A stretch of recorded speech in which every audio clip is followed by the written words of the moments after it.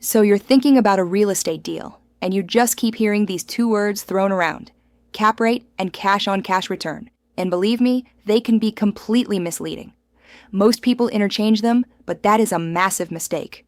Today, we're breaking down exactly what they are, why they're not interchangeable, and how understanding both will make you a massively better investor. Let's get into it. So here's the main thing you want to nail in your head. The core distinction is debt. The cap rate is an unlevered figure. What that actually means is it just doesn't factor any financing or loans at all. It's just the property itself.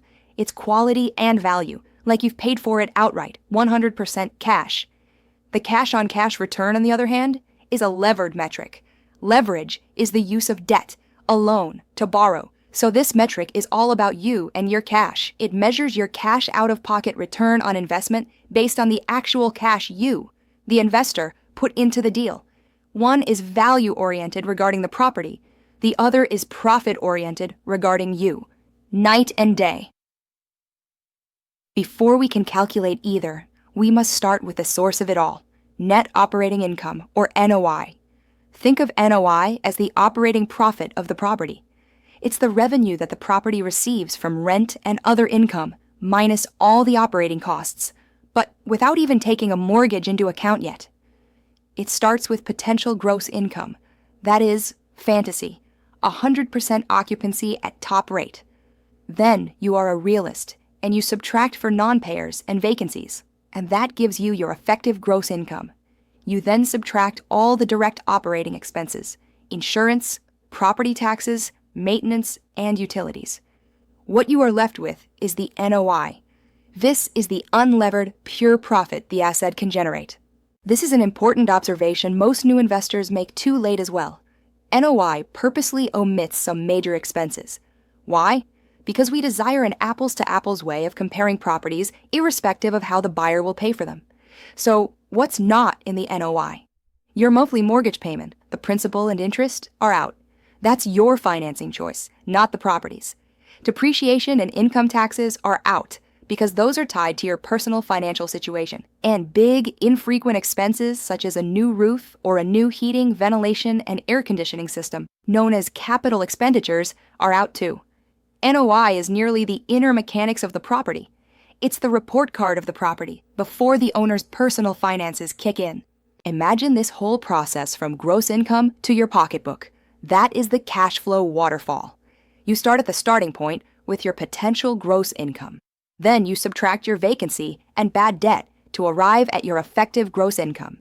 You then subtract all of your operating expenses, and ta-da! You've arrived at your net operating income, your NOI. And this is your unlevered profit.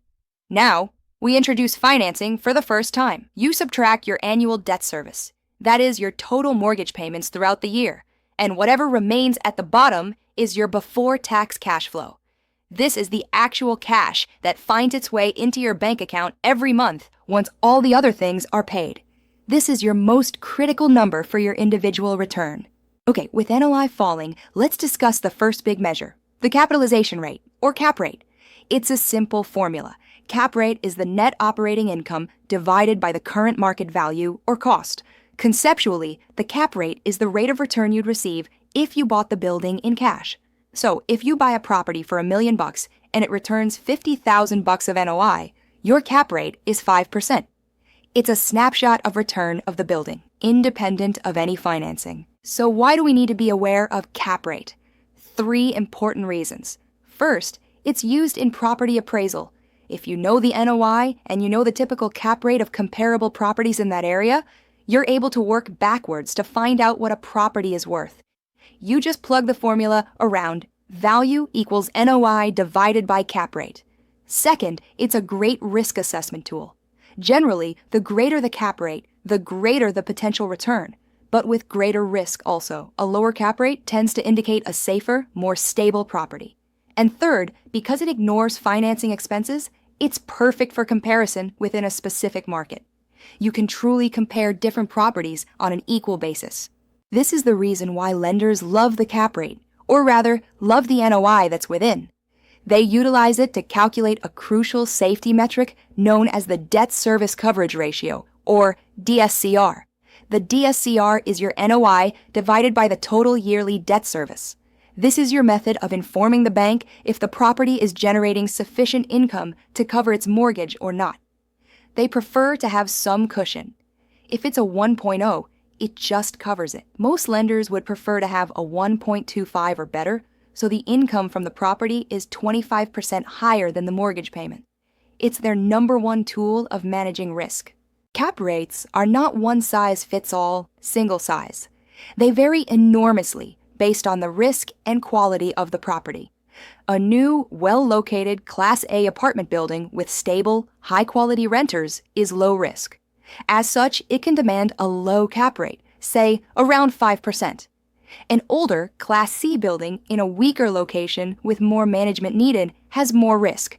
It has to yield more to attract investors, so it sells at a higher cap rate, maybe around 5.7%. And this spread between Class A and Class C increases even further when the economy is weakening, because the riskier holdings turn even more risky. Now let's shift gears to the metric that you, as an investor, will most directly feel in your bank account, the cash-on-cash return.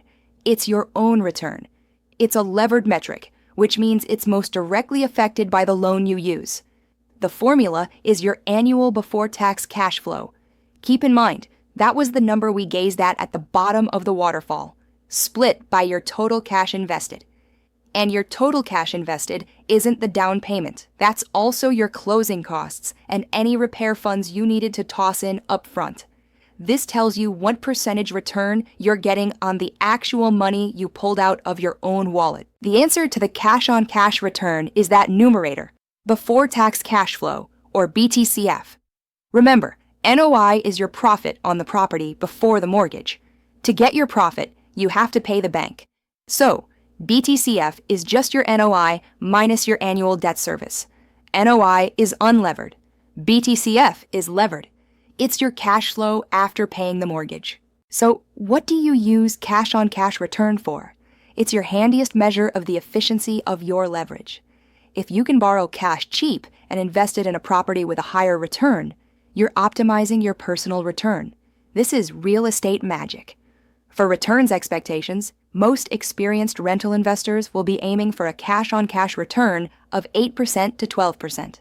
For riskier, cash-heavy plays like short-term rentals, investors can be expecting 15% or even 20%. A warning though, cash is wonderful for getting a snapshot of your immediate cash flow, but it won't quantify long-term wealth accumulators like your loan paydown or appreciation in property. Let's make this crystal clear with a real numbers example. It's a $500,000 property that has an NOI of $30,000.